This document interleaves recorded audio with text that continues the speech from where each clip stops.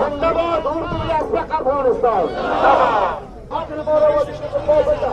تا غیر از او برادر عدالت ما نمیده، مرگ با عزت برادر افتخار. این مظاهره کننده ها هشدار دادند که هرگاه وزارت دفاع افغانستان معاشات، حقوق و امتیازات 2 سال گذشته آنان را پرداخت نکند، بعد تظاهراتشان ادامه خواهند داد. این منصوبین سابق وزارت دفاع که شمارشان به ده‌ها تن میرسید، بر روز دوشنبه در منطقه پل محمود خان کابل تجمع کرده و ادعا داشتند اسنادی در دست دارند که نشان دهنده آن است که فرامین رئیس جمهوری در مورد آنان از سوی وزیر دفاع عملی نمی‌گردد. نجیب الله مجاهد رئیس شورای سراسری منصوبین اردوی ملی در این مورد بر رسانه‌ها گفت: خواست این نظامی‌ها، این قشر بازنشسته قهرمان، تطبیق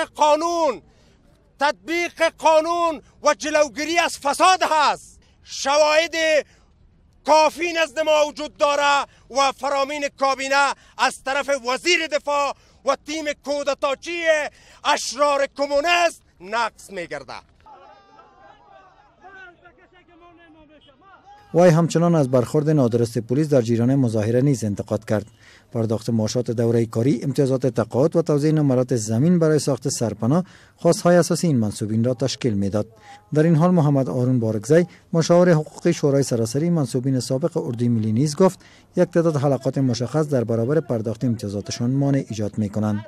موږ غواړو چې د هغه منصوبینو چې د هغې دوی حق خوړل شوی ده، د هغې دوی د حق په مقابل کې بعضې مشخص کړی وجود لري چې د دوی د حق مانع کېږي.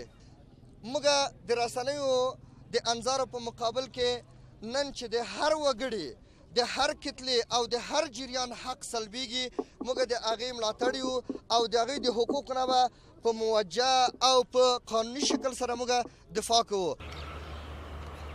اما محمد رادمنش معاون سخنگوی وزارت دفاع افغانستان میگوید برای حل مشکلات منصوبین سابق این وزارت اقدام کرده و مشکلات باقی مانده آنان را در روشنی قانون برطرف می‌سازند.